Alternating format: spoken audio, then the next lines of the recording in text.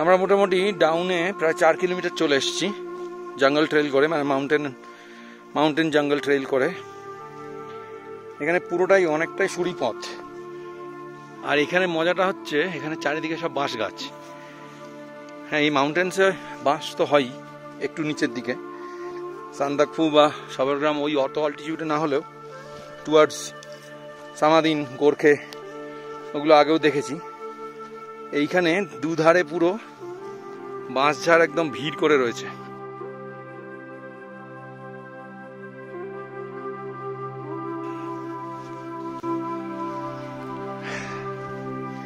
এখানে আবার কিছুটা প্লেন আছে,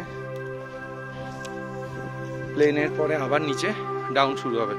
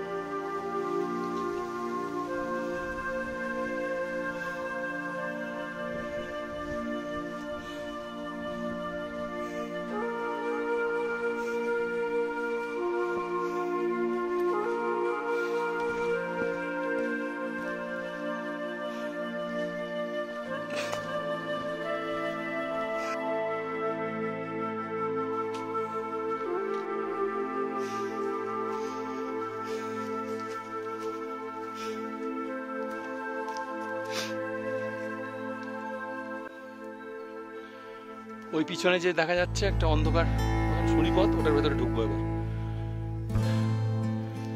আর আমরা এই পিছনের ট্রেলটা দিয়ে নামলাম।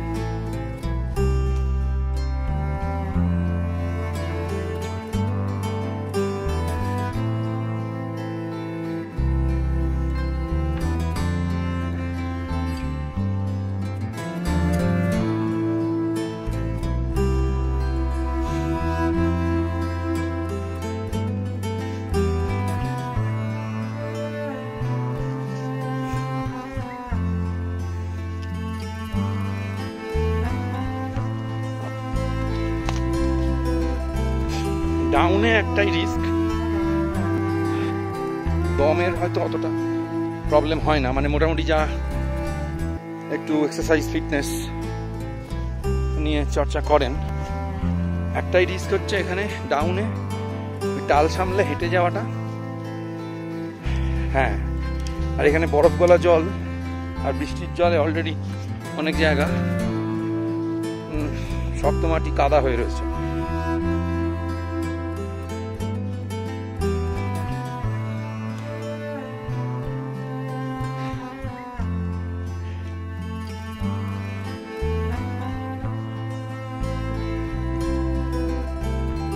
অবশেষে চলে এসেছি আমরা সাবরগ্রাম থেকে বেরিয়ে সামাদিন।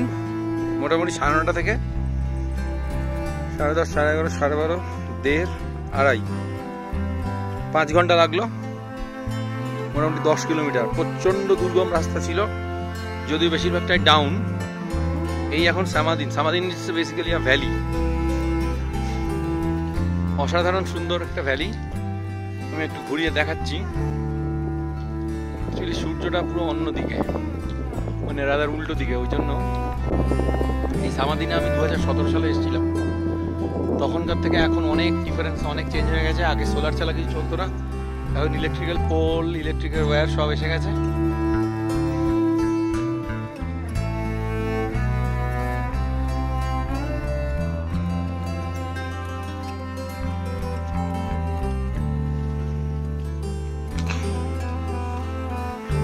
এই আবার একটা সুড়ি পথ। চলেছি আমরা এখন সামাদিন থেকে গোর্খে, ফ্রম সামাদিন টু গোর্খে।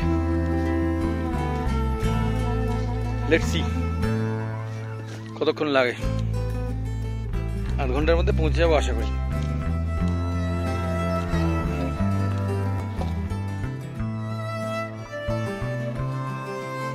আবার শুরু হলো জঙ্গল ট্রেল ট্রেকিং।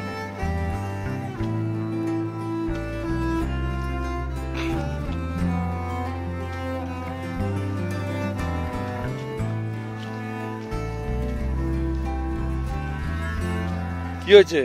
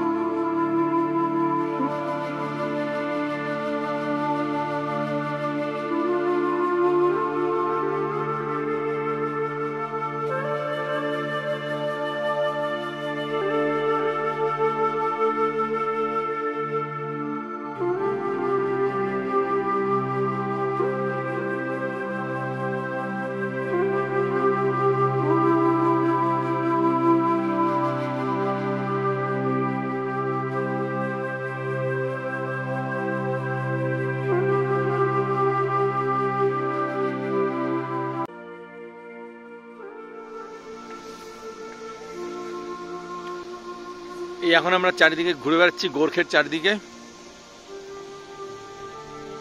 গোরখের চারিদিকে ঘুরে বেড়াচ্ছি। সামনেই গর্জন শোনা যাচ্ছে, গোরখে রিভার।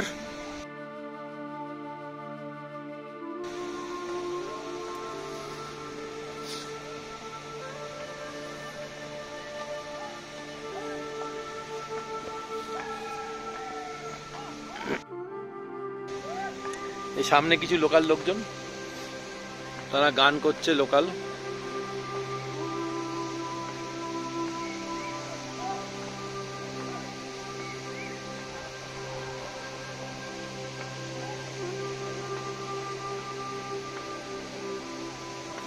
দেখা যাক গোরখে রিভারটা কেমন দেখা যায়।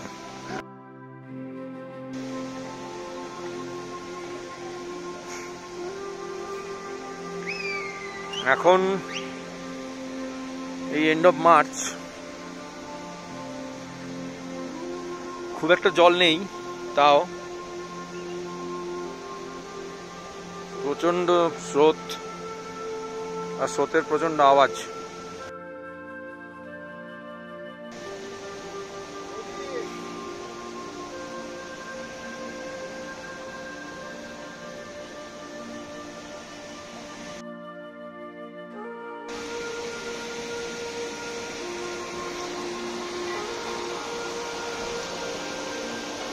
এই হলো গোরখে রিভার।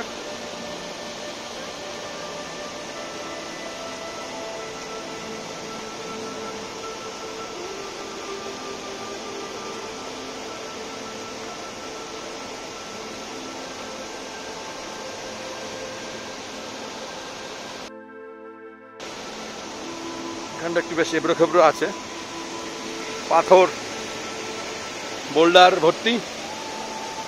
এই যে এই বৎস আমাদের সঙ্গে সবরগ্রাম থেকে টানা সামাদিন হয়ে গোরখে অব্দি হেঁটে এসছে। আচ্ছা, এই হচ্ছে সেই গোরখে আর সামাদিনের মাঝখানে সেই বিশাল কনিফেরাস ফরেস্টের জঙ্গল।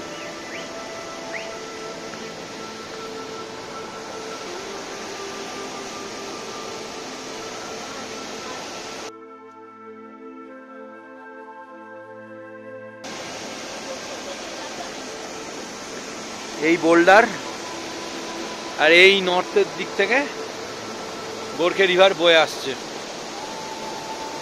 এই চলছে বয়ে আসছে। এখন মার্চ, এন্ড অফ মার্চ, সেরকম খুব একটা জল নেই, কিন্তু প্রচণ্ড আওয়াজ এবং যথেষ্টই খরস্রোতা, ফলে বোঝাই যাচ্ছে বর্ষাকালে কি অবস্থা হয়।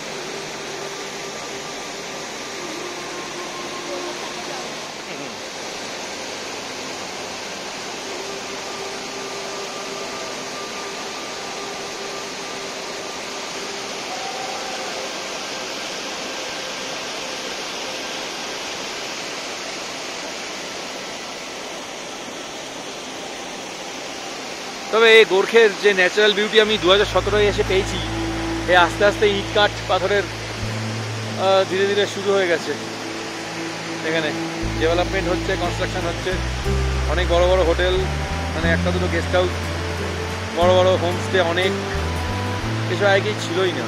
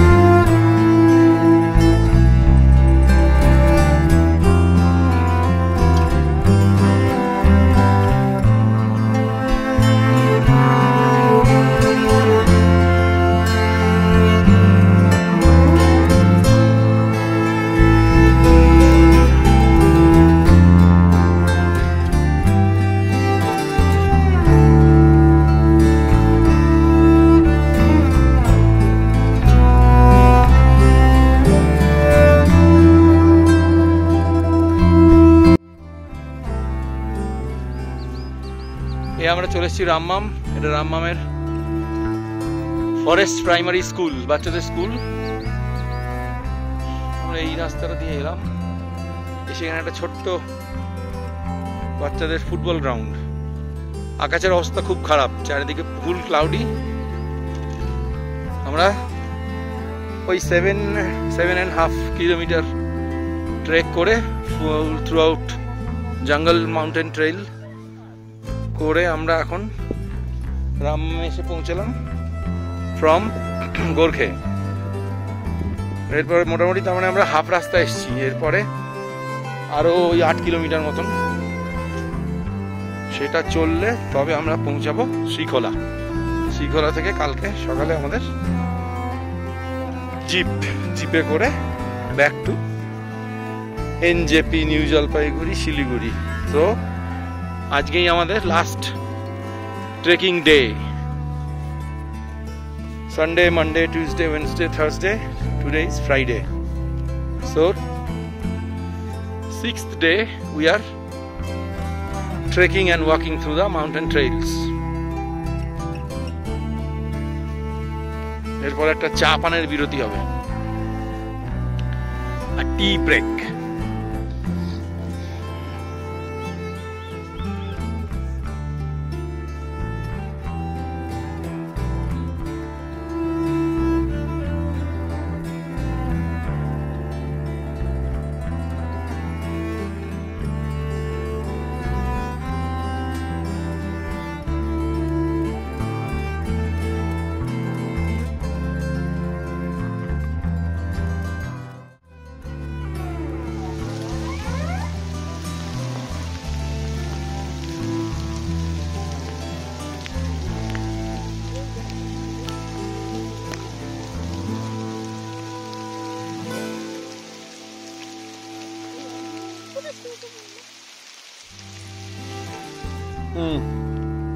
রাস্তায় বৃষ্টিও পাওয়া গেল, ফলে রেনকোট, এবার সেই রেনকোট পরেই চলা।